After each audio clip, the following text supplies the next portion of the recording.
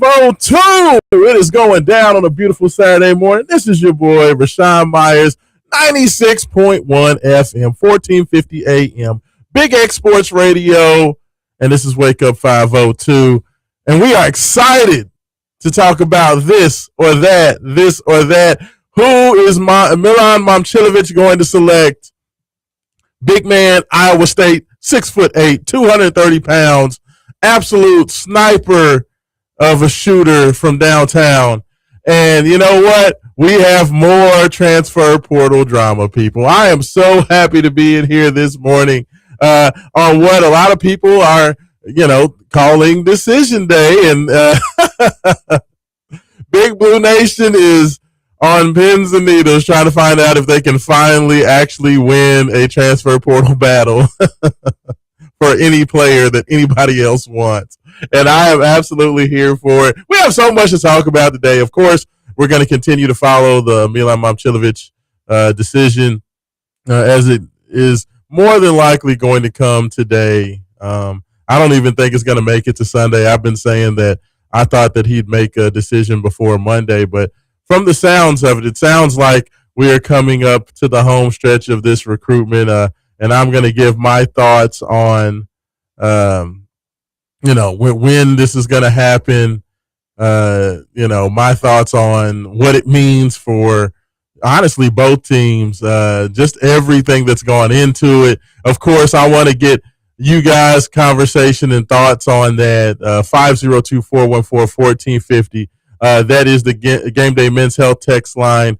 Would love to hear from you. Would love to hear your thoughts. And this is not just for Louisville fans. This is Wake Up 502 is not a Louisville only show. Okay. So, I know that I am a supporter of, the University of Louisville. As you can see, I'm wearing my nice Adidas, Cardinal gear this morning. But this is not a Louisville only show. Kentucky fans, you are more than happy to engage. Arizona fans, which the other Wildcats are also a part of this decision today as well from Milan Momcilovic. If there's any Arizona Wildcat fans out there, if you want to get involved, this is not a Louisville centric show. I'm not going to tell you why Milan is coming to Louisville and why he makes the most sense for Louisville and why he should be there. I'm not talking, I'm not here to just tell you that any of this is happening or why this is going to happen. This whole recruitment, this whole decision has been just amazing to watch from the jump. It's been very interesting the way, the differing fan bases have reacted to this guy. It's been interesting to see the people's thoughts. It's been interesting to see how the national media have covered him, and just the whole circus around it has been wild. So we're going to talk about that. Of course, we're also going to get into what I consider to be one of the best NBA Conference Finals series in a long, long time. Spurs Thunder Game 7 coming up tonight. I cannot wait for this game to happen. We're going to get into that. We're going to break down, what I think, what we've seen so far, what I think is going to happen in Game 7. I want to know what you guys, if you have any thoughts or, your favorite conference finals, for all my NBA fans out there. People would like to say that Louisville, as a city in the state of Kentucky, we don't like the NBA. There's a lot of NBA fans out there, and I am one of them, a longtime NBA fan. I'm one of those people that, I know I'm crazy. I love both the NBA and I love college basketball. And I'd love to know what you guys think about, Wemby and the Spurs, the young Spurs trying to beat the defending champs in the Oklahoma City Thunder. I'd love to know what you think about that. I'd love to know if you have a favorite conference finals, from yesteryear. I'd love to know that as well. So give me your thoughts on Milan Momcilovic if you know where you think that he's going. If you all have any scuttlebutt on what's going on, of course, I have my sources and what I'm hearing as well. So, we'll discuss all of that and more And any other foolishness that comes around. University of Louisville has a schedule released. They released the opponents home and away for Louisville basketball. So that's something else that we can look at and discuss a little bit later. So there's plenty of plenty to get into, but of course we've got to talk about this Momcilovic stuff first. Everybody wants to know what's going on. Twitter has been just crazy. Twitter, I don't know what's been crazier.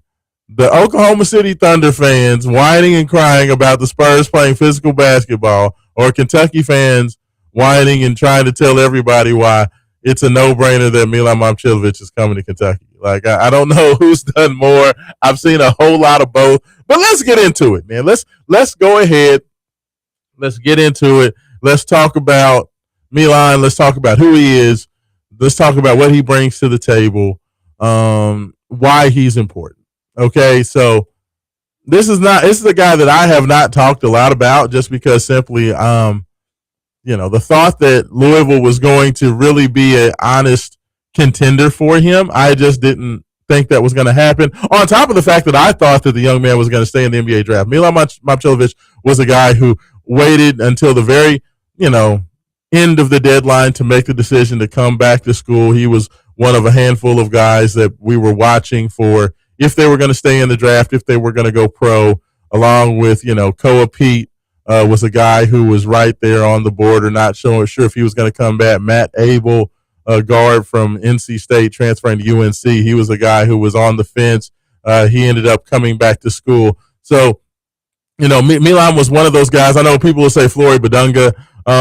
I really feel like Flory Badunga was always a foregone conclusion. He was coming back to school, in my personal opinion. So that was not really a lot of mystery for Louisville. Louisville has, their team intact. So with Louisville having the 11 guys that they had so far, while I thought Louisville may add another piece or two as depth, developmental type guys, there just hasn't been a lot of conversation about Milan Momcilovic, just because I just did not feel like he was going to be a realistic possibility. I thought he was going to go pro. And if he did not go pro, it just really felt like there are other options out there, other schools or other programs that I figured would have been at the forefront, but people just kept talking about him and kept talking about him, and I didn't want to entertain it. I did not want to engage in it because I was just like, there's no way. Like, well, first of all, let's talk about, okay, I won't get into the programs yet. Let's just keep it with Milan. Milan's the best shooter in college basketball. Okay, this is he now holds the title that Isaac McNeely had in the portal last year. The best shooter in the portal, arguably the best shooter in college basketball, into the transfer portal looking for a new home. So Milan fits that role this year. Louisville basketball got the best shooter in the portal last year in Isaac McNeely. This year, they're going after Milan Momcilovic to basically fill that same role. My thoughts on him. Played at Iowa State last year. Of course, we saw Iowa State go out there, put a whooping on UK in the second round of the NCAA tournament, then go turn around, lose to Tennessee in the Sweet 16. Of course, they were missing their best player, got injured, twisted an ankle very badly in the first round of the NCAA tournament, and that hindered a lot of what Iowa State wanted to do. Momcilovic is a player that I like. He's a player that is very talented, and that goes without saying with a guy who can shoot the way he can shoot. But his game is very, very niche specific and very, very role specific. And what I mean by that is, outside of the fact that he does have very good size, 6'8", 225 is what he's listed on ESPN. Averaging 17 points per game, about 3 rebounds per game, and assists per game on overall 50.6% shooting from the field. I mean, outstanding player. More than likely, I'm going to tell you, like Flory Badunga is going to be a preseason All-American. I expect that Milan Momcilovic is going to be a preseason All-American as well. He's one of the best returning players in the class. And when you look at his numbers, just the 17 points per game, the fact that he shoots it so well from three, he's a eye-catching number type of player. So he's going to be a guy who gets a lot of props. He shot almost 49% from three last year, 48.7% from three, 88% from the free throw line. And like I said, almost 51% from the field overall. Just an absolute diehard, dead in the wool shooter, a guy who can score a lot of points and does not need a lot of shot attempts to do it. So he's the type of high efficiency guy that you love. The things about him that aren't great, he's not a great defender. So, if you have him on a team with, say, a great rim protector or a couple of outstanding or stalwart defensive players around him, you would think that would help him a lot. I think that would be something that would interest him in the University of Louisville, because you do have a couple of superlative guys that can defend in, Deshane Montgomery, Carter Knox, and then, of course, Big 12 Defensive Player of the Year, Flory Badunga, which Milan knows very well because both guys played in the Big 12. Milan is a guy who I feel slots more as a 4. Of course, Louisville already has a guy there, in Alvaro Fulgaris. Similar guy with similar measurables. Fulgaris is a little bit taller, a little bit bigger, better athlete, but not the shooter. Good shooter. Alvaro is a very good shooter. I would think Milan could slot in at the 4. I do think that he can play at the 3 as well. So, I do think he does have some position flexibility, but he's not going to be a standout defender either position. I think he slots better at the 4 just because you don't need to necessarily be as quick on your feet playing at the 4 spot. And with his size, he's got good enough size to be able to play at that 4 spot and be okay. But he is a very good player. And at the end of the day, he's a guy that if he catches the ball and he has any sort of space, quick release, and he's just a knockdown shooter. That's what he brings to the table. That's what his value is. That's where he's going to make his money, both at the collegiate and at the next level in the NBA, whether it's as a draft pick or as an undrafted free agent. That's where he's going to make his money. He is a professional shooter. Just think Rain Smith, except, 7 or 8 inches taller. I think that's probably the best way to describe Milan. Like, he's a guy who's not going to do much else. I mean, he's big, so he gets you 3 rebounds a game. He averages assists a game just because, double or triple teaming him or, having to watch him off of screens. At some point, he's going to get an open shot. So, I think that he's a guy that is going to help whoever comes to him. So, I love him as a player just for what he does in his role, but I don't think that Milan is a guy who is a, how would we say it? I don't think he's a guy who's necessarily a program-changing player, okay? He's not a guy that you say, okay, we have this guy, now we are A, B, and C. Now we're a championship contender. Now we're I just don't think he's a guy who's going to be going to be like Isaac McNeely, literally. He's a little bit taller than Isaac. Isaac was around 6'4", 6'5", where Milan is 6'8". But other than that, athletic profile is about the same. His ability to get by defenders, get around guys, stay in front of guys, all that stuff is about the same between he and Isaac. So he kind of fills that exact same role as Isaac. And as we saw last year with Isaac McNeely, great shooter. He's a guy that if you can get him set up and all he's got to do is stand there and shoot the ball, he's going to knock it down. But he's a guy that if, the defenders get up in him and don't give him that, daylight, it's a little bit tougher for him to get a shot out. Now, I will say the difference between him and Isaac McNeely, because Milan is 6'8", he needs less space to get open and be comfortable shooting. And he's a little bit better shooting One of the biggest issues with Isaac McNeely last year was Isaac, when he got his feet set and he could go straight up and down and shoot the ball, he was about 70% shooting. The problem with Isaac McNeely last year was every time Isaac was fading sideways, falling backwards, things like that, his shooting went down a lot. Like I'd say he shot under 30% in those situations last year for Louisville. Milan's a little bit different because Milan, a lot like Rain Smith, can shoot the ball and he doesn't have to be square to shoot it. Like, to me, he's a higher level shot maker under duress than was Isaac McNeely. And that's why I think he's a little bit more valuable than what Isaac would have been from last year, just because I do think that Milan, when he's slightly defended or at least moderately covered, he can still get his shot off, especially when it's a smaller defender, because of his size, because of his quick release, and just because of the fact that I have seen him take and make shots off balance a lot last year at Iowa State.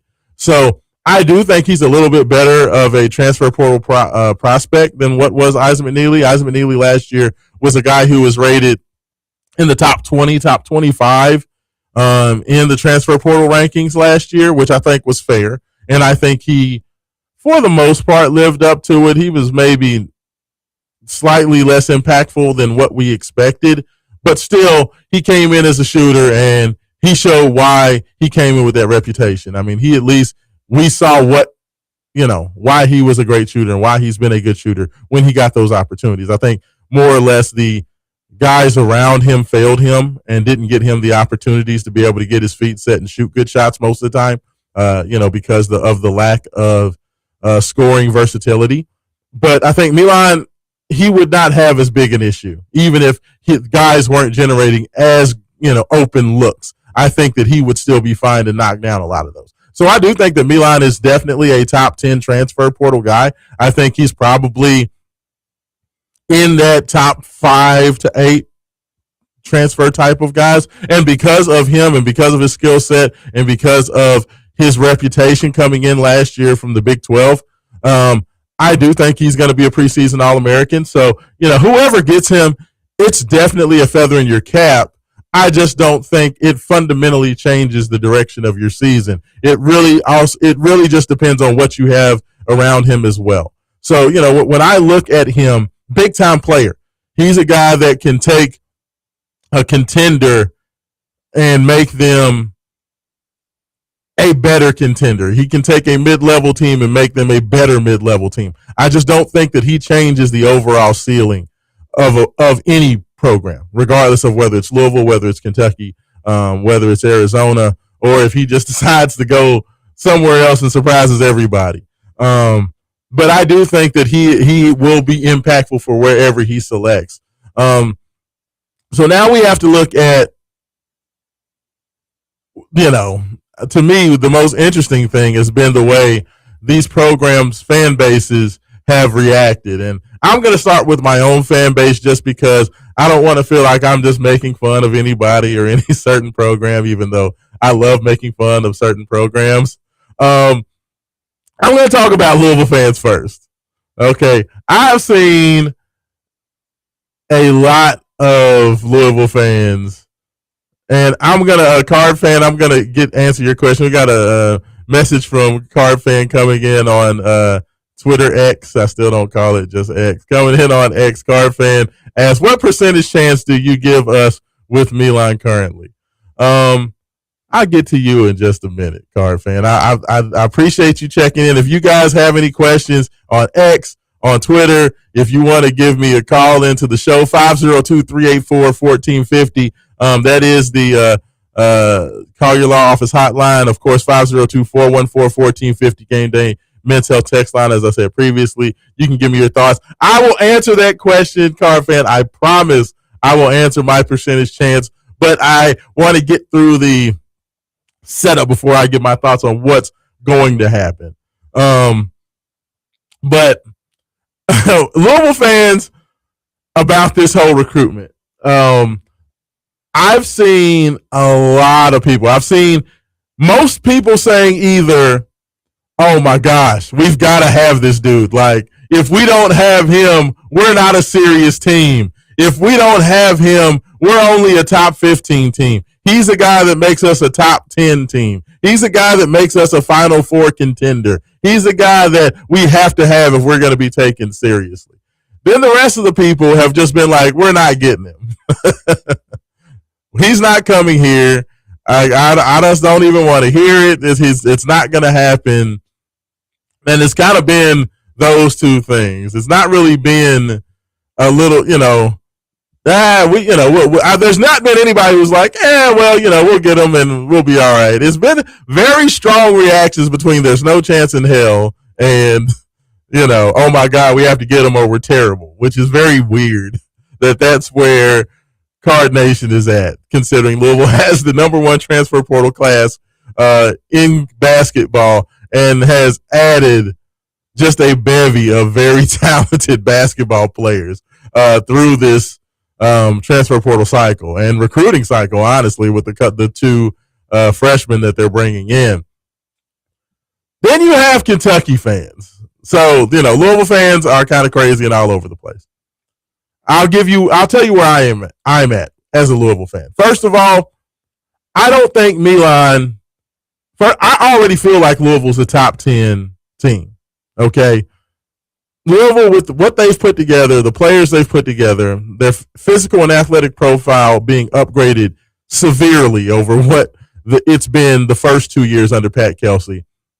The fact that you do have a floor general that I believe in wholeheartedly in Jackson Shelstad. I think that he is a tremendous leader and talent at that point guard position.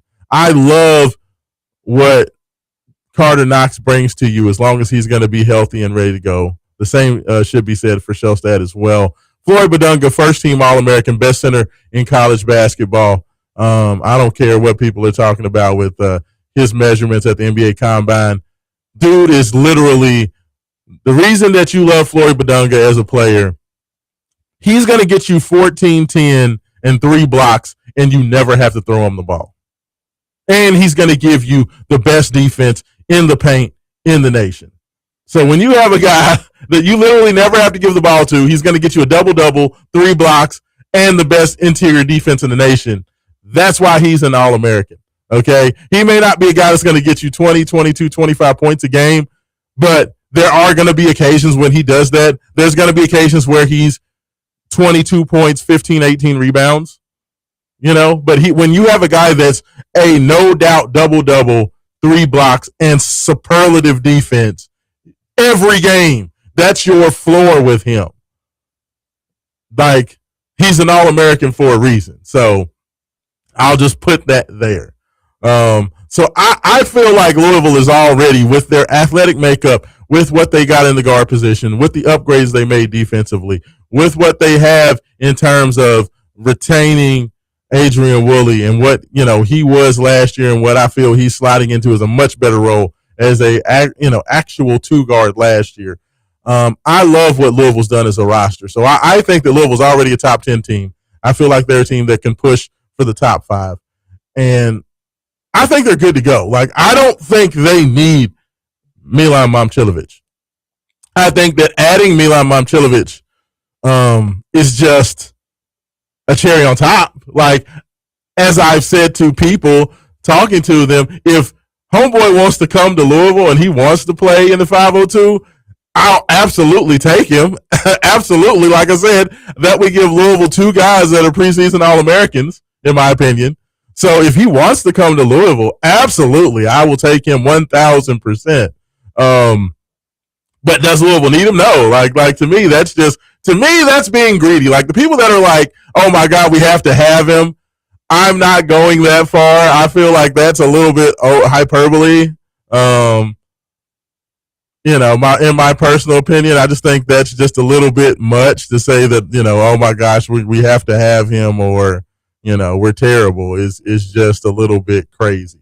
I don't see that, but I do think that it makes Louisville a lot more dangerous because now you have, 2 very dangerous shooters that can play that 4 and that 3 with size. in Fulgaris and Momcilovic. It just gives you a lot more position versatility. It allows you to be able to play a lot of different ways because I do think that you can flex Fulgaris down to the 5.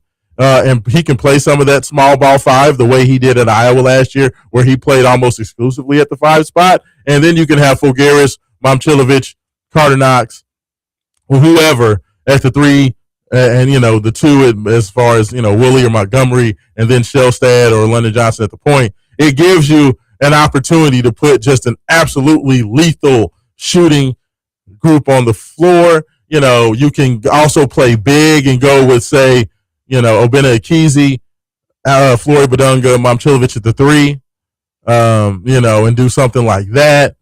It just gives you a lot of versatility. But to me, that's being greedy because that would be almost a ridiculous lineup for Louisville to be able to have all those guys. So that's one of the reasons I never really brought it up because I'm like, no, Louisville has their 11 guys. They may bring in a couple of depth guys, freshmen or maybe lower major guys to just come in and fill spots and see if they can. But I would never expect for another All-American level type player to join what Louisville already has. But it sounds, from what I'm understanding, okay, it is a legit possibility. I understand why he would like Pat Kelsey. Pat Kelsey is very charismatic. Pat Kelsey has a system that is very friendly to 3-point shooting players. Milan Momcilovic is a guy who said that he wanted to go to a team that is a contender. Louisville is already a contender, as I've already said. That to me, they're a top 10 team already. He would be just another guy on the roster. Sometimes guys like to be able to just kind of slide into not necessarily anonymity, but just be able to be another great player on a team of great players. Like sometimes guys don't want to be the man.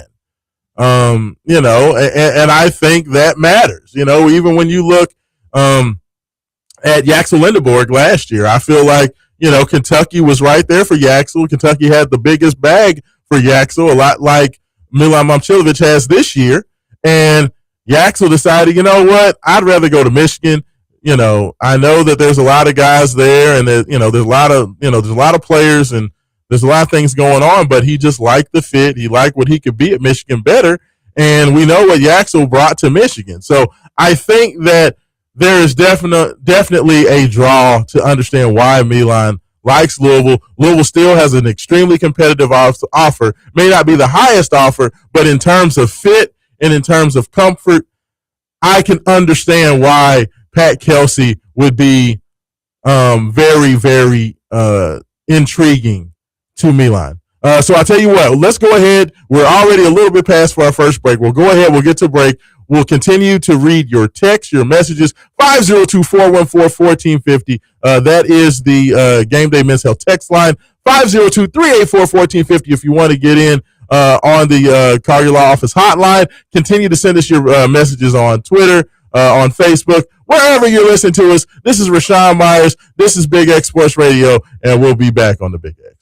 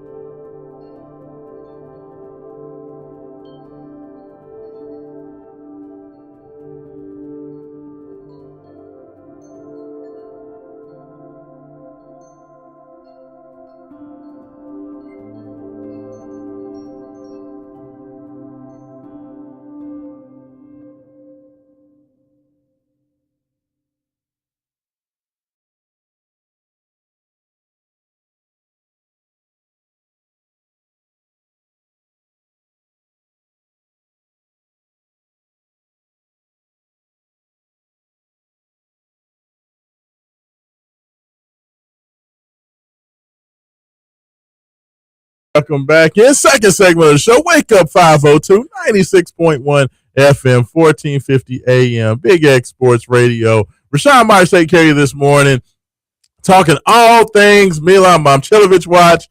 We are still under the watch. Nothing yet popping online. I think that we'll continue to watch this as the day rolls on. It'll be interesting to see just kind of the twists and turns, as we continue to look forward to what's going to happen. Just before, the break, I talked about kind of the impact for Milan, what he would bring to Louisville, what I thought, about him as a player. And I definitely wanted to get into a couple of the other fan bases. Now, I will say I will answer Card Fan's question just because, he asked that before the break. He asked, what percentage chance do you give us with Milan currently?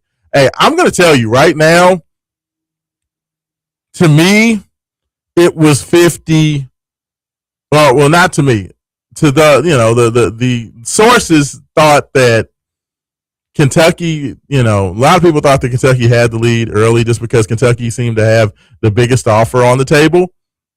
I think it's a toss-up. I think that there is real legitimate gnashing of teeth. Let's just say that Louisville held a Zoom call with Milan yesterday. Kentucky held a Zoom call as well. He heard both teams' last pitches. Now it's just about, let me figure out what I want to do. Arizona also held a Zoom with him as well. It is thought that Arizona is probably the third position, at least as of last night. So, I would say, I ain't gonna lie to you. If you asked me yesterday, I still would have felt that Kentucky had the lead. But the longer this is going on, and I think the longer that you don't hear anything, I think it gets worse for Kentucky. Kentucky has had this offer out to Milan, and from what I understand, it's a 2-year offer. So, we're talking about Kentucky is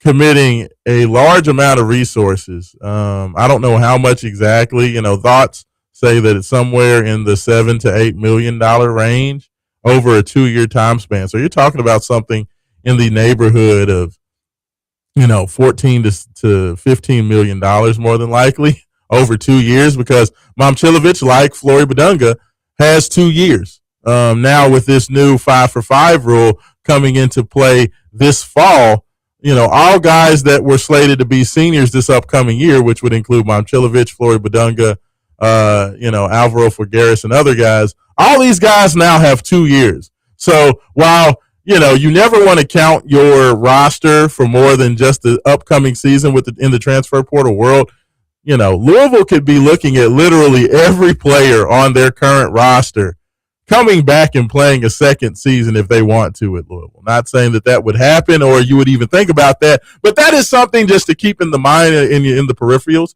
just the fact that you could have this team for 2 years if all these guys want to come back and if Louisville wanted all these guys to come back, which is just crazy to think about.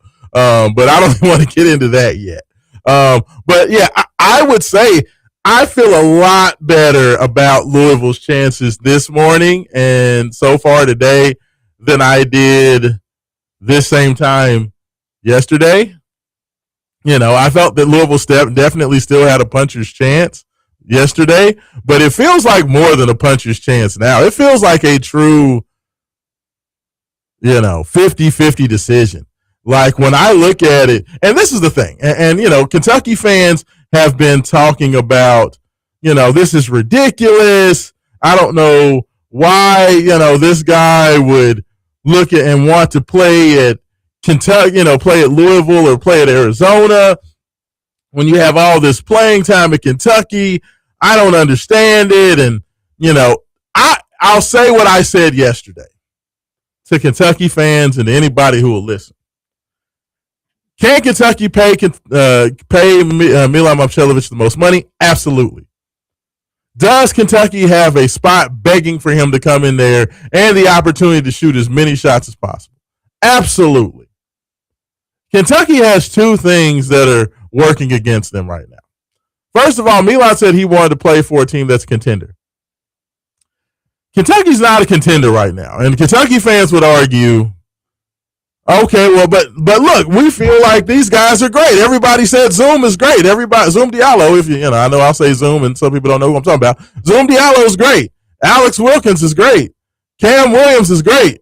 You know, Usman Njai, the transfer coming over, looks like a, you know, 3-point shooting 7-footer that's just amazing. Malachi Moreno just came back from the NBA draft, and he's, you know, he almost went to the NBA draft, so he's got to be great. UK's not that good, y'all. Like, I don't want to say they're bad. Like, they're an NCAA tournament team, but they're very average right now with the roster that they have right now. Like, they have some nice pieces, but they're not necessarily a contender. So if Milan wants to go to a contender, which I would think means a team that's contending for an Elite Eight, a Final Four, a championship, Kentucky's not in that conversation right now. And I understand Kentucky fans' argument. It's like, well, if Milan, if you come here, then we will be a contender.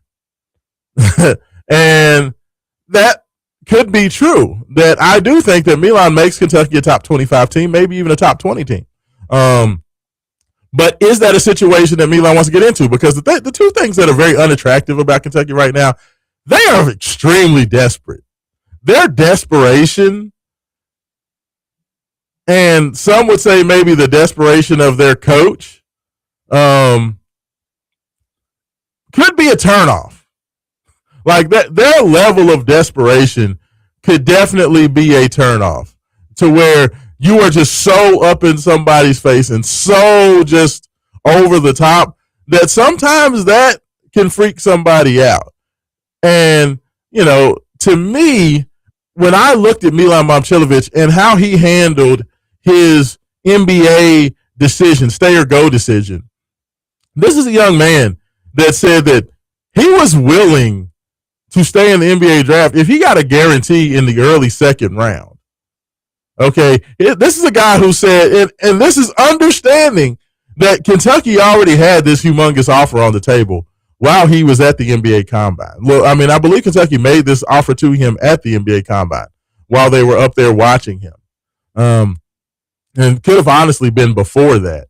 But this big offer from Kentucky has been on the table. And even at that point, Milan understood that Kentucky had this offer, and he was still looking for just a guarantee in the second round. He said if he got a guarantee of the early second round and a team giving him a guaranteed 2-year deal, he was fine with it. So that tells me this is a young man that is not in it just looking for the money. This is a young man that's just looking for fit and comfort.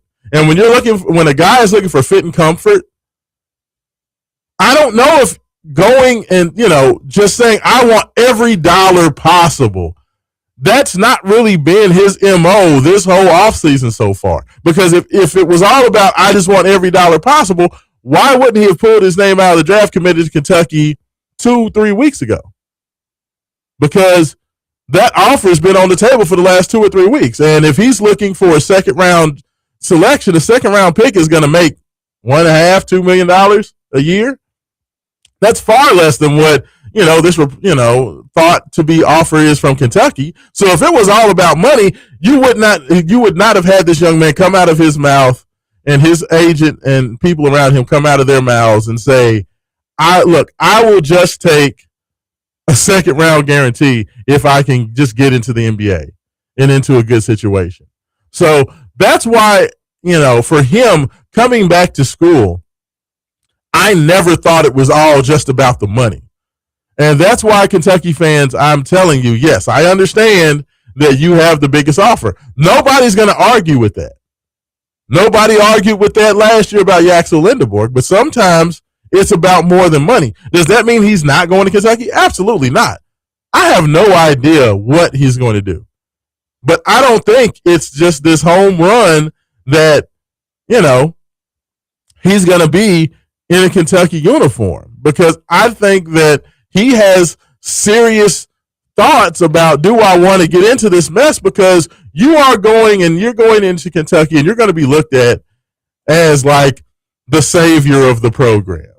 You're going to be looked at as a guy that, oh my gosh, this is the guy that's going to take us to the promised land, and he's going to be our you know, guy who just, you give the ball to him and he just makes everything happen and makes everything okay.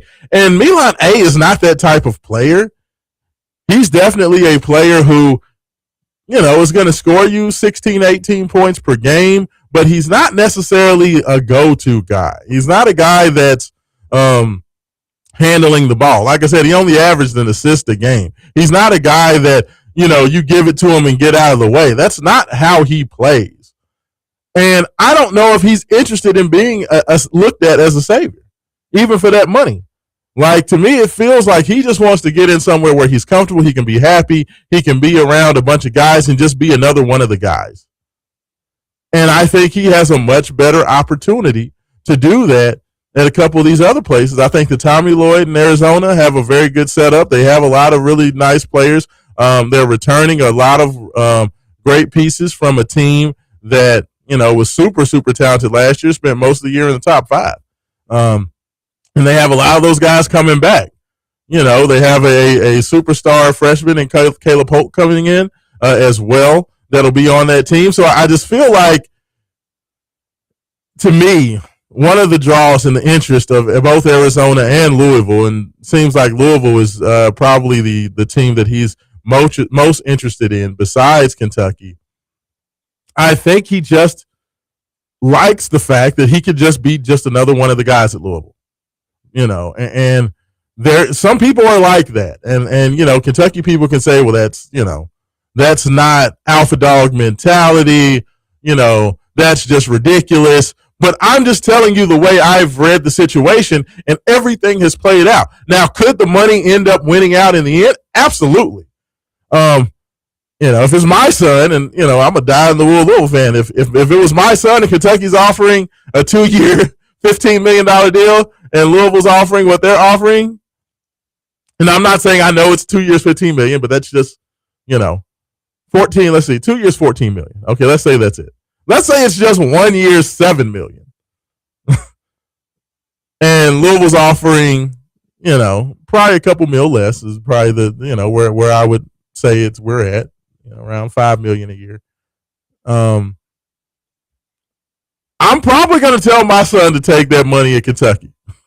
Take that 2-year deal and run with it, because that is life-changing money that's going to set you up for the rest of your life. Now, is the $5 million offer at Louisville life-changing money that's going to set you up for the rest of your life? Absolutely, but that's an extra $4 million over 2 years. That's still nothing to sneeze at. So, I understand, and that's why I said, at the end of the day, the money may win out and just be he may wake up today and just say, man, I'm tripping. I need to go ahead it may not be the perfect fit, but I can't turn down that much money. And that could absolutely happen. But, I just don't think it's a foregone conclusion. I think that there's legitimate decisions that are being made. And to me, if Kentucky was the clear choice, I feel like he would have done the exact same thing that we saw Tunde Yesufu, which was a great pickup for St. John's and Rick Pitino. Tunde Yesufu brought his name out of the draft and immediately committed to St. John's. St. John's put a lucrative offer on the table. Some people say it's in that $7 million range as well. $7-8 million range, whatever. And Tunde was like, yeah, okay, I'm taking it. I'm in there. I'm not even listening to anybody else. If it was a foregone conclusion that was going to be what Milan was going to do, he could have done that on Tuesday, just like Yesufu did. So the fact that he did not do that, and the fact that that's not the way that went down, tells me that Louisville has much more than a puncher's chance. And now that it's gotten all the way to Saturday with this decision, when some people, I saw some Kentucky people saying that this guy was ready to commit on Thursday. With the fact that it's now Saturday and he is not just immediately committed to the University of Louisville, I think Milan is seriously considering not taking the money and going to Kentucky. And does that mean it's going to be Louisville? I think Louisville's got a great shot. Does that mean he's going to Arizona? I think that the Tommy Lloyd and crew, have a great shot as well. But I don't think it's just a foregone conclusion that he's going to Kentucky. And I'm not saying that because I'm a Louisville guy. That I just the way the kid's body language and everything that he said, that he's done, and the way he's shown through this whole pre-draft process and now transfer portal process, he's shown and moved like a guy that is saying that the money's not everything. So just thinking that, because Kentucky has the biggest offer, that makes it, a guarantee that that's going to happen. I just don't think it's that cut and dry. So we'll have to see. It's very, very interesting. I do think that that we're going to have a resolution to this. Within the next, 8 to 10 hours. I do. I think that this is going to get done today. I think this is going to get done soon. I don't think this is going to even drag into Sunday. It could. I mean, the longer it goes without a commitment, to me, the worse it is for Kentucky. I do. I think that if he was going to take that money at Kentucky, more than likely, why would you not have done it by now? Because the offer has been out there, and that's the biggest offer, and what they are offering. But I do think that it's a very hard decision right now, and it could go anyway. It could honestly be another team that we're not even talking about right now, y'all. Like maybe there's another team that just decided, you know what, some big booster somewhere, for one of these other pretty good teams just decided. I know Florida wanted him for the longest. I know that, with Thomas Houck and those guys coming back and returning to Gainesville, that maybe they don't have a role in that front court, so that maybe eliminates Florida. But who knows? It could be another SEC team that's had a pretty good year. Or maybe it's Arkansas. Arkansas just lost Malik Thomas to the NBA. Maybe they, turn around and the Tyson Chicken people make a offer at the last minute. So, I say all that to say, this Milan Momcilovic situation still has a lot to play out. It's going to be very interesting, to see what that happens. A texter on X just made a very good point. Q reached out to us and said Arizona shoots the least threes in the country historically over the past couple of seasons. No, that's a great point. I mean, that's the one thing about Tommy Lloyd is Tommy Lloyd does not believe in the metrics of the 3-point shot very much. He definitely believes in getting the ball to the paint, scoring close to the rim, playing good defense, and just being a solid team. He's like the Rick Barnes of the West Coast, which, I mean, I don't think necessarily is a bad thing, but no, that's a great point, Q. Definitely appreciate that. Of course, if you want to continue to get involved, 502-414-1450. That is the Game Day Men's Health text line. Would love to hear from you. You can continue to send us messages on X as well as Facebook. Would love to hear from you. This is Raashaan Myers. This is Wake Up 502. We have much, much more to get into. I believe we're going to have Jay Has popping in and giving his thoughts after the break. We're also going to get into this Spurs Oklahoma City Thunder, Western Conference Game 7. So that much, much more, and we'll be back on the Big X.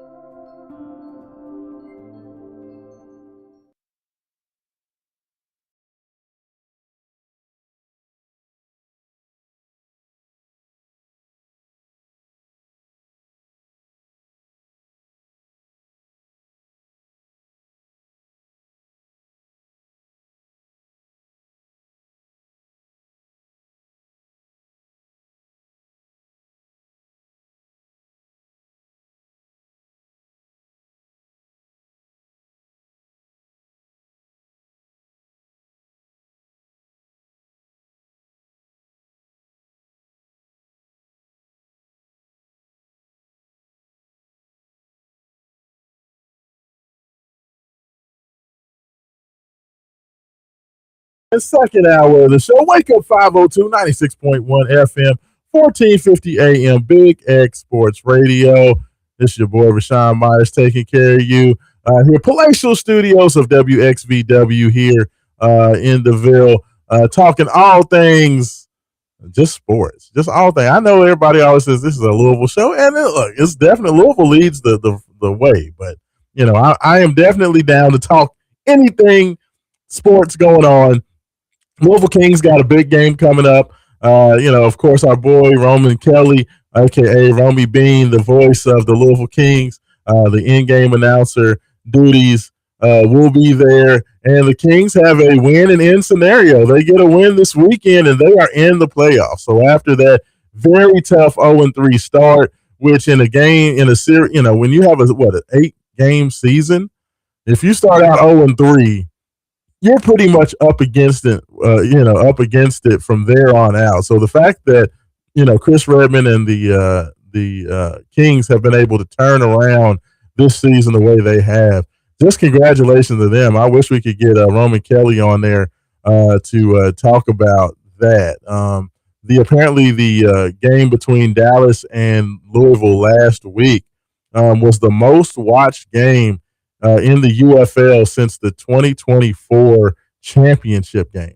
So the Louisville Kings are doing numbers. They have been a humongous addition to the UFL. And once again, the city of Louisville just shows why when it comes to sports, and this is, when I say the city of Louisville, I'm talking about everybody. This is not just Louisville fans.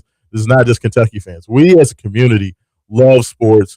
We support sports, and we support winners. Like if you're winning, you're going to be supported by this city. So just give you guys an applause. And I don't care if you're wearing red or blue, what we've done to, put ourselves on the map and once again show why it's a great place. That's why, every time there's been talk of realignment, every time there's been talk of whether it been the NBA adding a new team and some of these opportunities for even a WNBA team to come here, I've always hoped that we could get involved with that. I know the NBA to Louisville people have been at the forefront of that for years. It's just unfortunate that, all that stuff that went on during COVID and the Breonna Taylor stuff really, really put a black eye on the city and kind of moved Louisville down the list of prospective cities because of that. Sadly and unfortunately, and Louisville's just never gotten back the momentum with the NBA that they had after all of that. But continues to be just a outstanding city and a place for big sports to live. So just shout out to you guys. Just shout out to everybody. Shout out to the Louisville Kings. So just wanted to say that. On there. Of course, we're continuing to take your texts and your calls. It's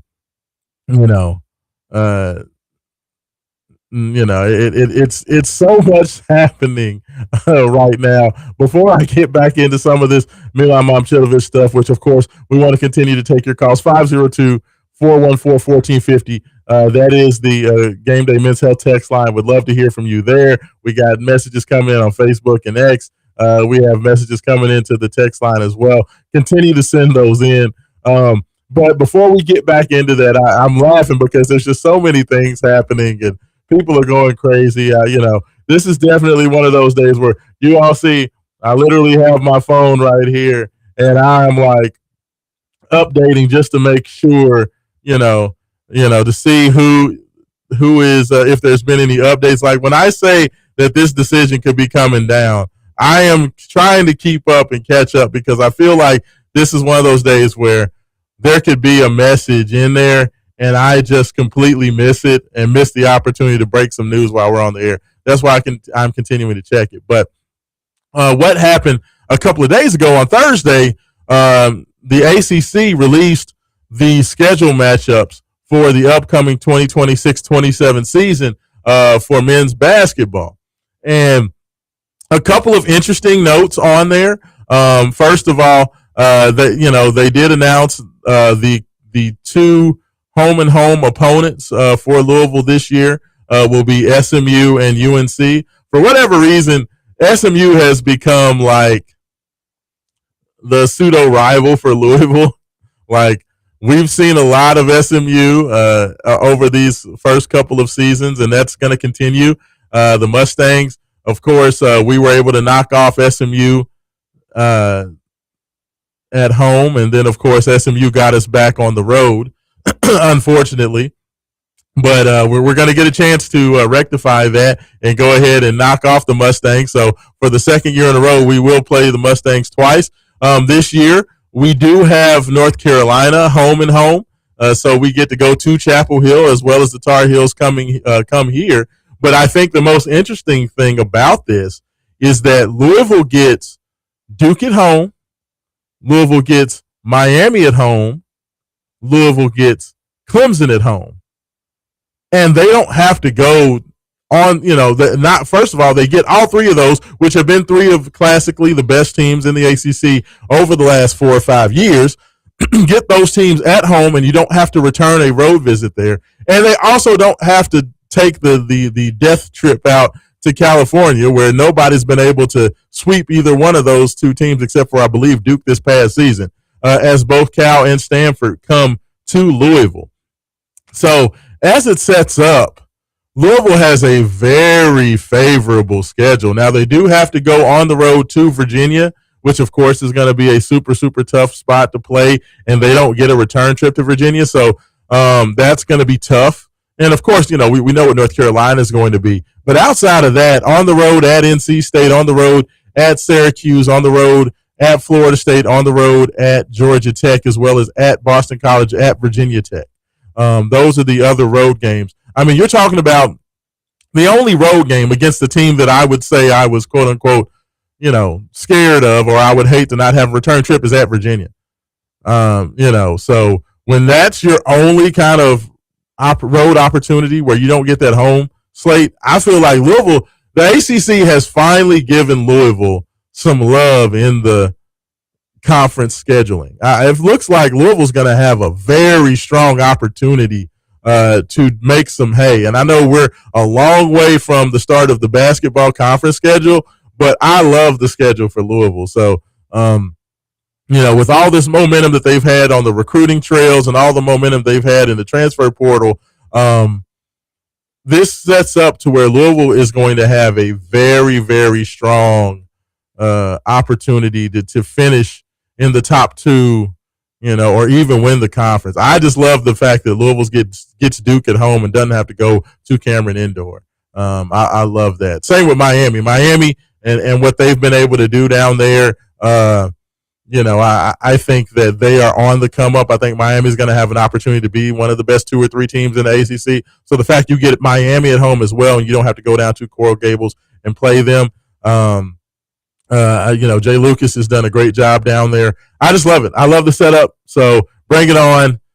Can't wait to see it. So that was a small bit of news that came out over this past week. So, as we are continuing to look at it, let's go ahead. Let's talk about it. Let's flip and talk about, as I mentioned, over 1.6 million viewers, y'all, for that Louisville Kings game. I saw that tweet come up. I want to see if I can find it. That's absolutely amazing. 1.6 million people watch the Dallas Renegades play the Louisville Kings in that game. So just take a bow on that. Y'all killed that. But back to it. We have a texter coming in here. Let's see. Coming into the Game Day Men's Health text line. Let's take a look and see what's going on there. 502-414-1450. Texter says, their problem closing the deal with a lot of these guys seems mysterious. So this is obviously a big blue guy. This is a BBN guy. I don't know, maybe not. Could be a Louisville guy making fun, but because he did say their problem. And I'm guessing he's talking about Kentucky. Yeah, look, I don't know why Kentucky has had the issues that they've had closing on these players. I don't know why that's happening. I don't know what's been going on with that. Kentucky has had issues with that, and I don't know what the cause is, Looks like we do have a call coming in on the Call Your Law Office hotline. Jay Has, is this you? Caller, you're on. Who's this on the line? Well, let's see who this is. I thought we had a caller on the line. Caller, you're on the line. Can you hear me? You're on the line. I don't know. Well, we'll see what's happening. I thought we had callers on the line. I don't know what's going on. Let's try that one more time. You on the line? Who's this on the line? Jay. Oh, there you came in that time. What's going on, Jay? Good morning. We were having some phone difficulties. I don't know what was going on with that. How you doing this morning, brother? Doing fine, man. There's just so much going on in college sports today, man. I mean, Raashaan, get to it, man. 6'8" is the battle of America. This guy from Iowa State. I mean, there's so much going on with Kentucky and Louisville. Everybody's calling me. Everybody's texting me. Everybody, what happens? Do you know anything? I said, you know what? Did he pull in 96.1 Raashaan and Hayden Harrington? And I'll tell you that information. Yeah, hey, you know what? Everybody is on Milan Momcilovic watch, Jay. It's kind of crazy. Everybody's going wild. Everybody wants this big man from Iowa State. What do you think, Jay? Like, what do you do? You like him? Do you think Louisville needs to add him? Do you like where Louisville's at? Like, what's your opinion on him? First of all, I mean, you talked about it earlier week, and I'll tell you one thing: it's a tremendous addition to having, but that's just a lot of too much money for one independent person. To $10 million, that's just too much money. But it'll be a nice addition to having. But Raashaan, we already loaded in every position. Yeah, for sure. I mean, that's the biggest thing that I said about it. Is that Louisville has 11 guys already, and they have pretty much their starting lineup set. So, I mean, it's not necessarily that they need him, but the longer this goes, Jay, where he's not made a commitment, I mean, I think Louisville's got a shot. Like, if Louisville brought him in, do you think it changes, the projection? Like, where do you think Louisville is right now with what they have? I think right now they already found a form material to me. Yeah. I think the addition of adding him will be a tremendous A+ for that. But I say when you get him, that's final four the championship. Yeah. I mean, I'm right there with you. I think that, like I said, I don't think necessarily he changes the, he's not a program changing player, but he makes any team he goes to a lot better. And I agree with you. I think Louisville's already a top 10, possibly top 5 team. So you add him to it, he definitely makes him better. Best shooter in college basketball. Shot almost 49% from 3 last year, Jay, and shot over 50% from the field. So he's a dude that can score. He gets buckets. Knockdown shooter. So we'll have to see. We'll have to see what happens. I'm not. Like I said, I don't know what he's going to do. I don't know who he's going to pick today. But it is exciting. It's exciting that we're still talking about this, Jay. It's about to be June 1st, and we still talking about Louisville basketball roster. I know, ain't funny, man. Ain't entertaining, probably like Frank Sinatra, man. It is. What else you got for me this morning, Jay? Man, there's so much around the corner, man. You got some college football coming around the corner as well, too. I'm still, winning on the lives here. But real quick, Raashaan, I can't wait to Nashville and Louisville. We're heading to Nashville for the big game, the Labor Day weekend. Yes. And man, I'm so excited about it, man, Raashaan. For sure, absolutely. No, we got a lot coming up. Definitely, everybody, that trip down to Nashville, Louisville, Ole Miss to open the football season. We got some great news. It looks like we're gonna be broadcasting live down there. We'll let you guys know about the venue, the time, the place, all that good stuff upcoming. But yeah, Jay, we got a lot coming up this fall. So it's gonna be here. Right, it's already June 1st. It'll be June 1st soon, so, only a couple months away. So I can't wait. Everybody knows how we do. So it's going to be going down in the Music City. Well, we're going to be at the Hurricane 10 is number the 5, and it's going to be second on Broadway. There we go. Look, Jay has breaking news on the air. I love it. Labor Day weekend. I always say Memorial Day. Labor Day weekend is going down that Sunday. Louisville, Ole Miss. in front of, all of the fans in there. It's going to be packed. It's going to be packed with Ole Miss fans, packed with Louisville fans to kick off the season. I can't wait. We're going to be down there. So, but definitely stay tuned. Hurricane 10 is going down. So I can't wait, Jay. Yeah, another thing, Raashaan, on our closing remarks, that too, the University of Volleyball, the girls are playing Texas at noon. Yes. Just around the corner from Hurricane 10 on 2nd and Broadway in Nashville. So we're going to be checking that out as well, too. Oh, yeah. So, the Texas, one of the best programs in women's volleyball. Of course, we know what Louisville women's volleyball has been about. So, I mean, it's going to be a huge doubleheader. There's going to be a just so much excitement around the city heading up and leading up to that. Louisville football, what we expect Jeff Brom to be, Louisville volleyball, and what we expect for them to be as well. I'm just ready to get it going, Jay. I'm already, they always say don't wish your life away, but I cannot wait until August turns and hits the calendar, brother. I feel like a little kid going to Disneyland, man. The high school studio. That's what's exciting, man. But even if Raashaan, I tell him, man, that there's no other sports show besides 96.1. You get entertainment, you get educational, you get advertising for business. You guys do so much from international, local, and across the country. Well, to what you guys do. You guys are the number one sports show in the city, also too international as well too, man. As long as they go, 96.1. There we go. Appreciate it. Jay Has, thanks for calling in this morning. One of the best to ever do it. We'll talk to you again soon, brother. All right, take care. All right, now. There we go. Jay Has checking in this morning. Look at him, breaking news. I didn't know if he wanted to tell everybody what was going on yet. I like keeping people, on the edge of their seats trying to figure out what's going to happen. He's already just telling everything. My goodness. He couldn't wait to blab his mouth and talk about what we were doing. But definitely continue to stay tuned to Wake Up 502, wakeup502.com, for about what we're doing to get ready and get prepared for the Louisville football season upcoming. So I can't wait for that. It's definitely a very exciting year. Nothing will ever top the year of the Cardinal, I don't think. I mean, when you're talking about going to the Sugar Bowl, you're talking about Louisville winning a championship, you're talking about Louisville women in the Final Four, you're talking about Louisville baseball going to the College World Series. That was a year that I don't know if we'll ever have again. So, I don't want to say this is a year of the Cardinal upcoming, but what I will say, there's a lot of excitement around Louisville football.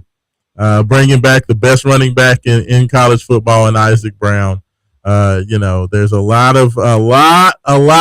of intrigue and a lot of people talking that, saying that this is a very, very good team upcoming, for Louisville football and Jeff Brom and crew. We know the excitement around Louisville basketball. We've been talking about it all morning. There's a lot of excitement around that. Jeff Walsh was able to retain all of his core players and also bring in one of the best transfer portal classes in the nation. There's a lot of excitement around that women's team. There's just a lot of excitement. I mean, Louisville baseball, they need to get it together a little bit. So, they made the announcement that Roger Williams is moving into a new position with Louisville baseball. So they are going to bring in a new pitching coach. I'm sure there's going to be a lot of changes, but that there's been talk that Tate Davis, the superstar for Louisville baseball, is looking to come back and be a part of Louisville baseball next year. So who knows? By the time it comes around, maybe Louisville baseball is getting some excitement going as well. We know what Louisville volleyball is all about and what they've been. So definitely a lot of interest and a lot of intrigue moving forward. So I'm excited for it. It's a lot happening. It's a lot going on. I don't know what it all means, but I do know that all the boosters, all of the followers of the red and black are excited about the prospects for 2026, 2027 athletic calendar. So, we'll have to see what happens to that. But, of course, Wake Up 502 Main Event Sports Show, myself, Haven Harrington, Jay Has, Roman Kelly, what we do, we will all be a part of it. Of course, I did want to give a shout out to Roman. You guys won't be able to hear him. He did make the announcement yesterday that For the time being, Roman will not be a part of, he won't be producing on the air. So we've heard him at the, on the Mike Rutherford show for, now going on more than a year, a year and a half, I guess now, as well as, he started doing some things with Kentucky Roll Call as well. But he has, him and Scooter Dingus, Justin Kalen, both, neither one of those two guys are going to be on there producing. So shout out to those guys. Very, very, Roman will still be a big part of Wake Up 502 and what we're doing. We hope to still at least have him in as a guest here and there where we can, because I want to continue to have Roman to be able to have that voice here at Big X. So, we'll definitely make sure that he's still a part of that. But that, just in case you guys were wondering, or if you wondered about that news, like Roman's still going to be around, still the voice of the Kings, still doing a lot of other things. But for the time being, he will not be on the air during the weekdays. So definitely shout out to him, aka Romy Bean on X. So give him a shout out there. But I tell you what, there's a lot happening. I think we're going to go ahead. Let's go ahead. We're going to take an early break, okay, for this last break. And then when we come back on the other side, I want to start to get into this NBA Western Conference Finals. Oklahoma City, San Antonio. I want to know who's going to win it, who's going to be there. I'm going to give my thoughts on that. If you guys, like I said, if you talk about your best conference finals of all time, I don't think this one is the best, but it is definitely up there. It's definitely been one of the most watched. It's been very, very entertaining. So we're going to talk about that. I do have a texter, some more texts coming in, so I will read those immediately after the break. You are listening to Wake Up 502. Raashaan Myers coming to you live, WXVW, Big X Sports Radio, and we'll be back.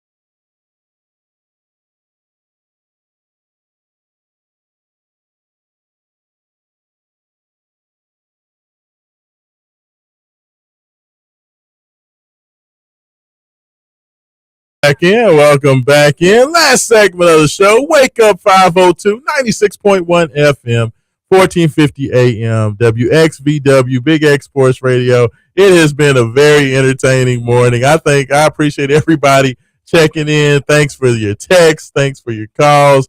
I am just super, super excited to be in on Milan Momcilovic Watch Day. It's been very hilarious just talking about it. I continue to refresh. I have not gotten any word yet, no official commitments. It looks like everybody's getting a little shaky. There's a whole lot of ifs. There was a whole lot of people, especially wearing blue, that was like, when this guy commits and when this guy comes to Big Blue Nation.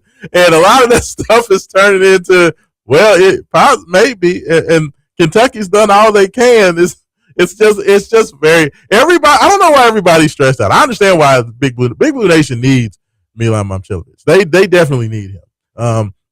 And truth be told, I think that's probably where he probably should go, just because I think that he helps them more than he helps either of the other teams. I think that he would probably help Arizona probably second most. I think that at Louisville, he probably has the least on his plate what he has to do.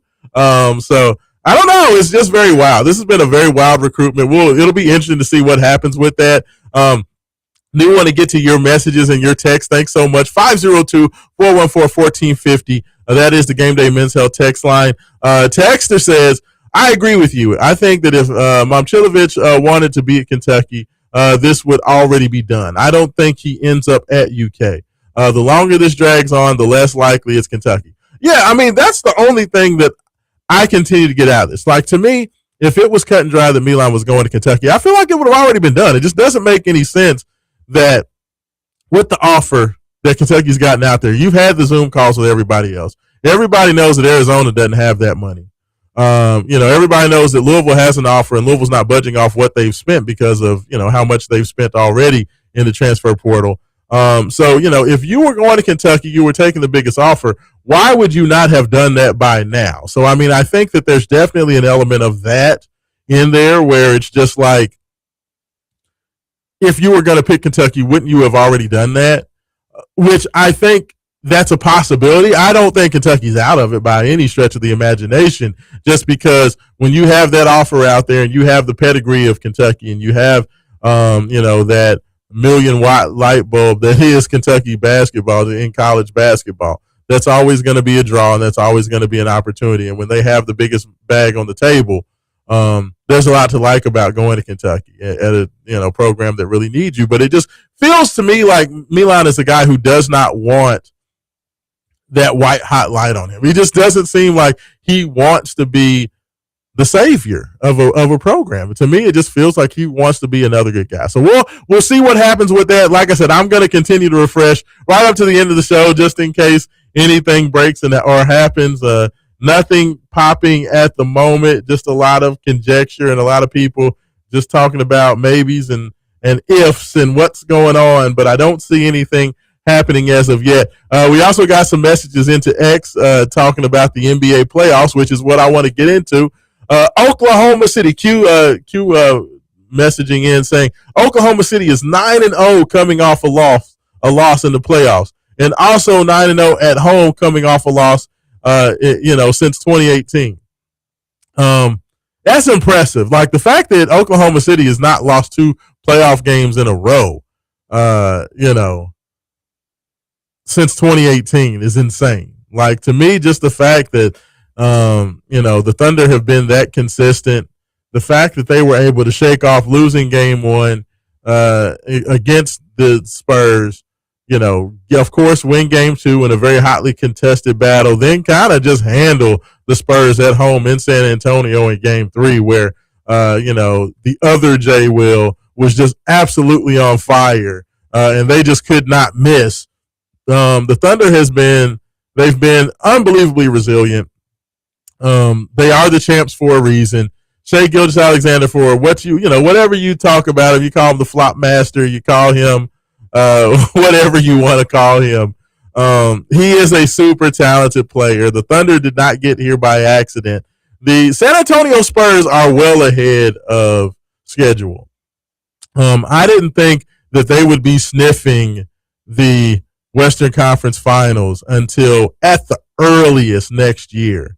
I thought that Dylan Harper was going to need at least a year under his belt. I didn't think that Carter Bryant was going to be playing at all this year. So I thought if anything, Carter Bryant might be a nice rotational guy next year.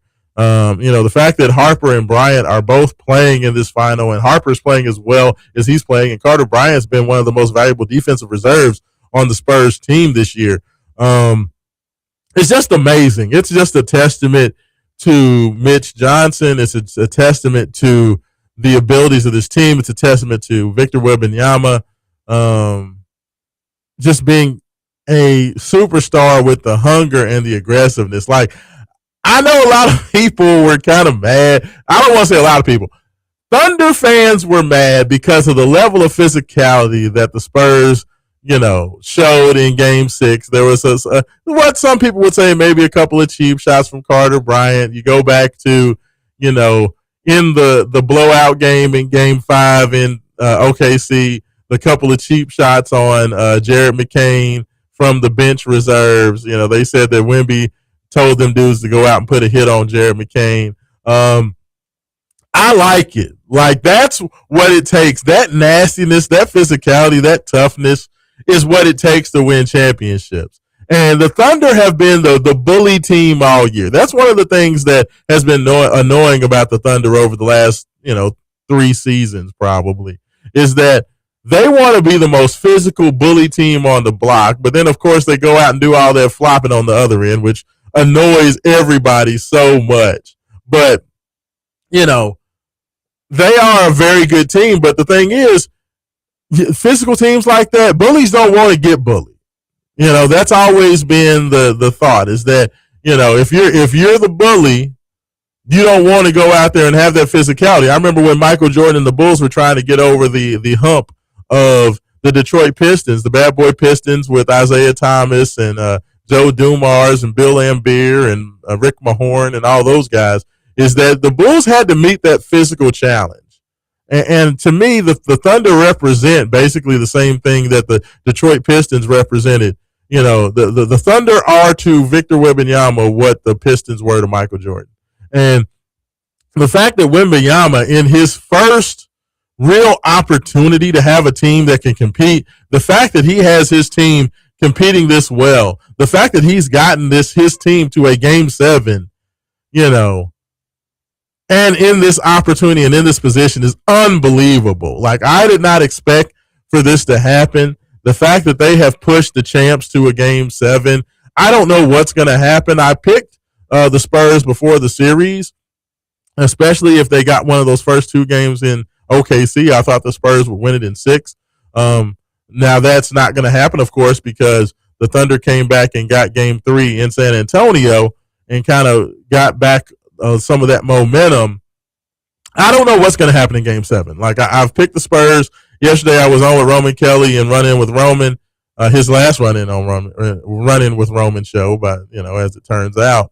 And I picked San Antonio to win it just because that's, I have thought that the Spurs were going to get it done because of how they've played all year long. I thought that this trial by fire, if they could get there to the Western Conference Finals, I just thought that they were the better team between them and OKC. But the one thing that I'm going to say that gives me pause for, saying that no doubt the Thunder are going to get this done is just the simple fact that the Spurs just shoot too many 3-point shots. They shoot too many 3-pointers, man. Like, I don't know why they go out there and feel the need that they have to go out here. And I know they're young. And that's the answer, right? Is they're a young team.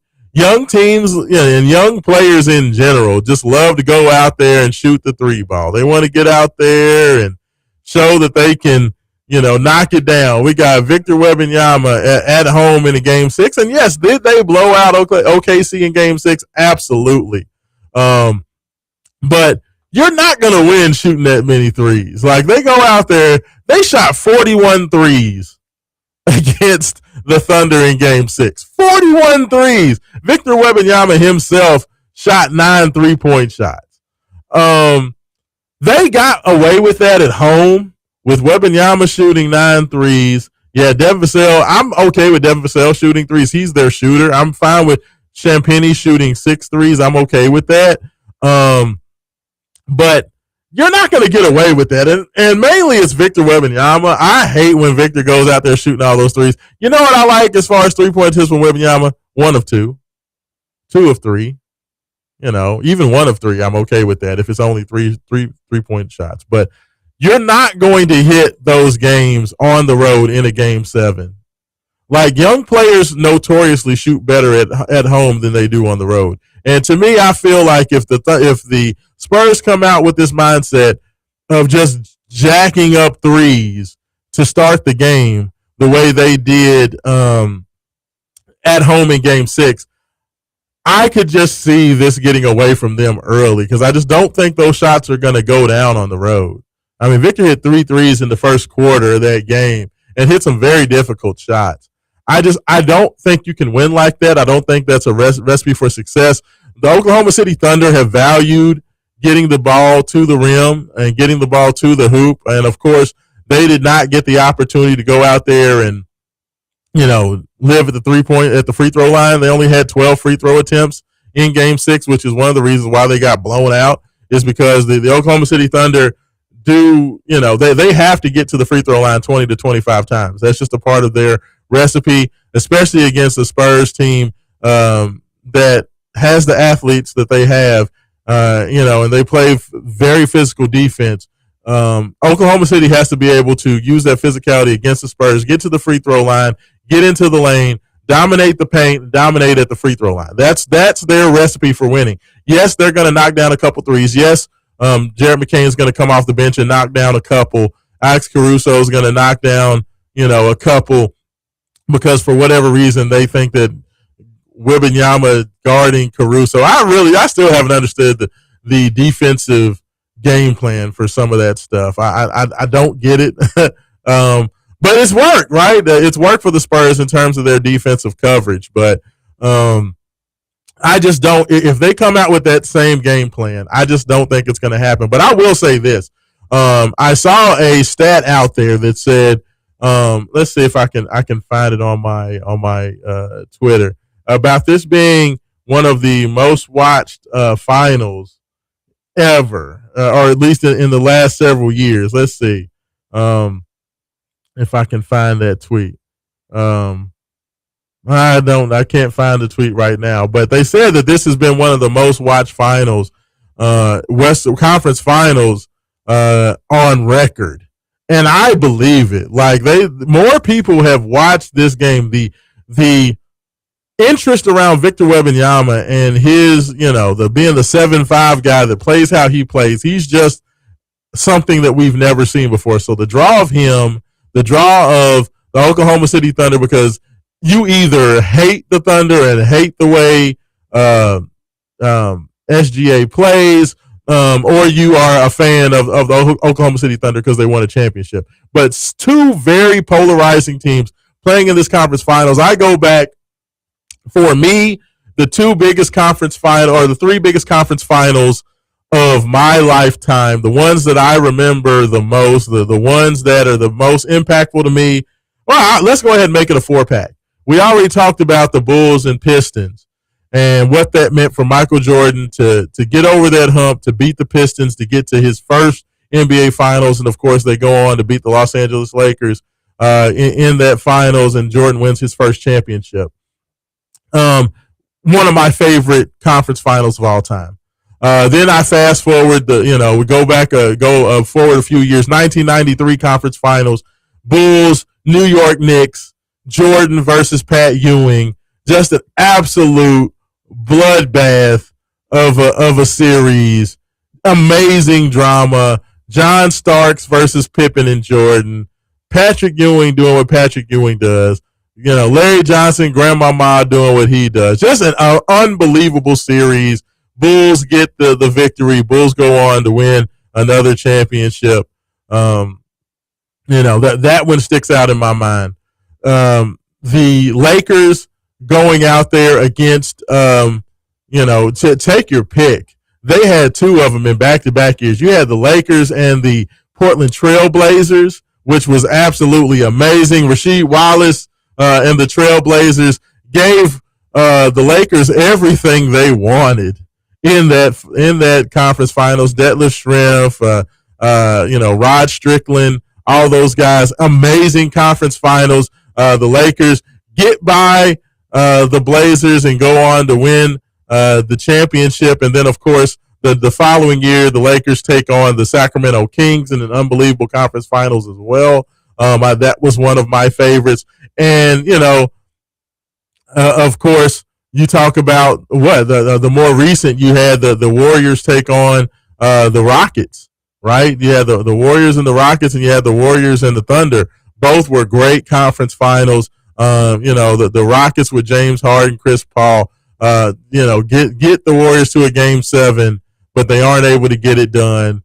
The Warriors get the win, and KD and Steph go on and to win the championship. But like this conference finals with the Oklahoma City Thunder and the San Antonio Spurs, to me, this series reaches those heights in terms of excitement, in terms of talent, in terms of, to me, this feels more like the NBA Finals than the actual NBA Finals, though there are a lot of people that believe the Knicks can get this done. I don't know if I'm in that category. To me, y'all, the Knicks have taken advantage of a 7 seed, a 6 seed, and a Cleveland Cavaliers team that just can't get out of their own way. I just don't. I don't see it with the Knicks. You can tell me if you do. We still have a few minutes left. 502-414-1450. If you think that the Knicks are there and you believe it, there's a lot of people now. Granted, a lot of these people that say that they believe that the Knicks are real deal are Knicks fans or people that are from New York, and longtime followers of the Knicks. Because the funny thing about the New York Knicks is when the Knicks are bad, nobody admits being Knicks fans, But then as soon as they start winning, that New York accent gets a little bit thicker. They're talking about them a little bit more. They're talking about how being in Madison Square Garden is box office and this and that. So I think there's definitely been some of that. But the way that the Cleveland Cavaliers came out there and handled the Knicks in game 1, and of course it didn't hold up, but I don't believe in New York. I don't think they have what it takes to get it done. I'm sorry. I don't see it. I just don't believe that. I don't believe in them. I don't believe in what they do. Like Cat is a great player. OG Anunoby has been shooting very, very well. Of course, Landry Shamet shoots, 10 of 11 from 3 against the Cavs in that series. He was unbelievable. Mikal Bridges shoot like 90% from the field. New York has some very impressive performances in their sweep of the Cavaliers. But to me, Cleveland getting swept in that series and looking the way they looked after blowing that 22-point lead in game 1 was much more about Cleveland than it was about the Knicks. And to me, it was all about what Cleveland could not do and what they need to retool moving forward than it was anything that the Knicks had. So I don't believe in the Knicks. If they come out there and they make it a series in the NBA Finals, we'll see. I think that they are moving up probably 2 or 3 weight classes. When you're talking about taking on the Thunder or the Spurs, to me, who's Jalen Brunson going to guard? And that's in either series.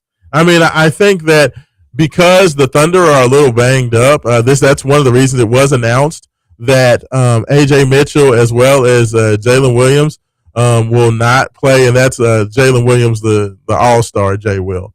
not J Dub, the other Jalen Williams. He's not going to play. They both have been ruled out for Game 7, so those two guys are banged up. That does add a little bit more intrigue because at that point, to me, that puts a lot on Shea and that puts a lot on Chet and Caruso to just go out there and just get buckets. So, I mean, the Spurs have a tremendous opportunity with both of those guys being out. You're talking about the second and third, leading playoff scorers for the Thunder, that neither one of those two guys are available. And SGA is coming off a 12-point performance in Game 6. If the Spurs want to take advantage of an ailing team right now, tonight's their opportunity to do that. They're going to have a great shot at winning this. But, once again, if they're going out there and shooting a bunch of threes instead of Stephon Castle using his explosiveness and his ball handling to get to the rim and finish at the rim, the Thunder will sneak up and they'll find a way to win. You'll have guys like Isaiah Joe coming off the bench, Kendrick Williams or Kyrick Williams or whatever his name is. Is it Kyrick Williams or Kyrick Mitchell or whatever his name is? You'll have that guy coming off the bench with his big old beard hitting threes. It'll just be one of those games that you'll just be annoyed with, and the Thunder will win it. But they do have the opportunity to win it. But regardless of who wins it, I just don't think that the Knicks have enough to get it done. I think the Knicks have feasted on a very flawed, tired, slow team in the Cavs, and then just two bad basketball teams in the Philadelphia 76ers. And the Hawks were okay. Atlanta Hawks won the first game of that series in New York, but at the end of the day, they were a 6 seed with a team full of young players that weren't ready for the spotlight. And as soon as the Knicks got physical, they completely wilted, which is what most young players do and what most young teams do. But I think they took advantage of who they played. I don't think this is just proof that the Knicks are just this great team and they're ready to take that step forward. I would say that, especially in the finals, I think that the Thunder matchup versus the Knicks, I think that the Knicks would have a better opportunity against the Thunder. A, because they're banged up, and B, because I think size-wise, New York would take advantage. I think that that's definitely an opportunity.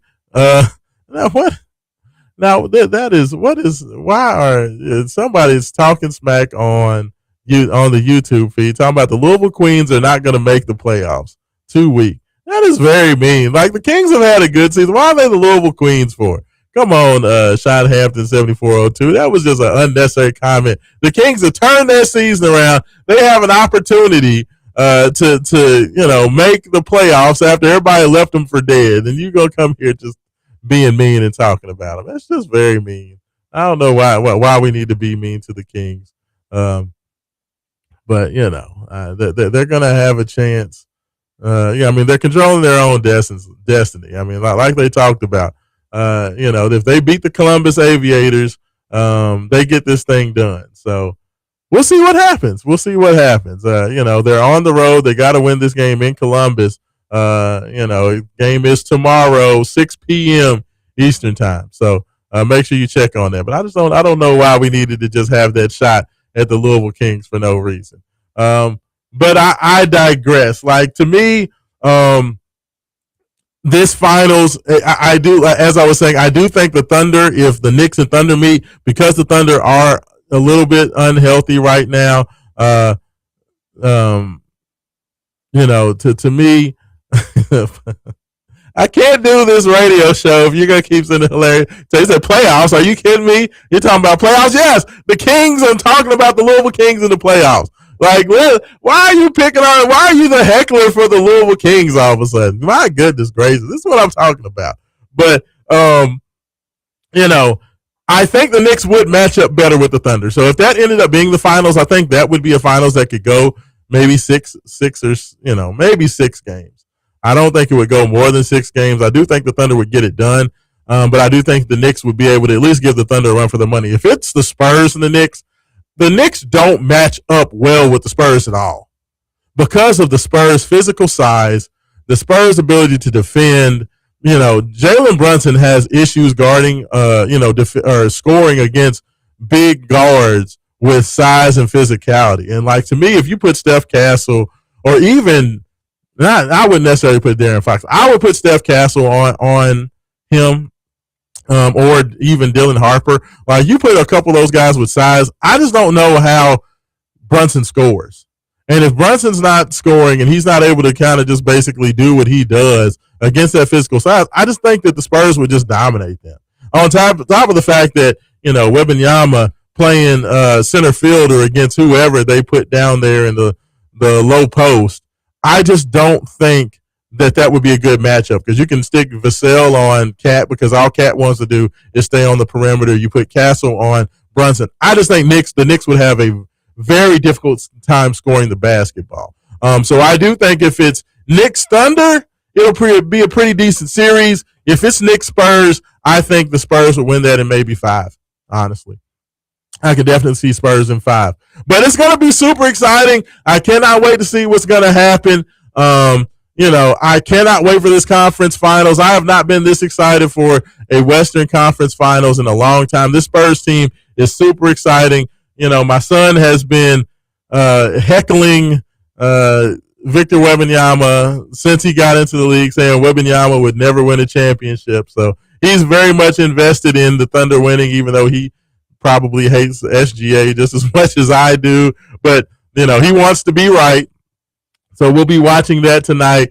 I cannot wait. Make sure you guys just continue to listen, follow Wake Up 502. Once Milan Momcilovic makes his decision, if he does make the decision to go come to University of Louisville, as with every other transfer portal commitment, I will do a live, so make sure you check that out. I will do a podcast. I'll try to get Roman Kelly on there for the people as well, so he can say hello. So make sure you stay tuned for that. And much, much more. We will talk about that. If not, if Milan decides to go elsewhere, we may just do another live just to talk about, hey, this is the roster. What do we see? What do we like? What do we don't like? We'll talk about lineups. So I think, depending on the news and the information that I get, we may do something one way or the other. But I tell you what, thank you guys for tuning in. Thanks, everybody. Thanks to Jay Haas for calling in. Thanks, everybody on X. Thanks for everybody on Facebook, on YouTube, for checking us out. This is Raashaan Myers. This has been Wake Up 502. Milan Watch continues, and we'll see what happens soon. We're out.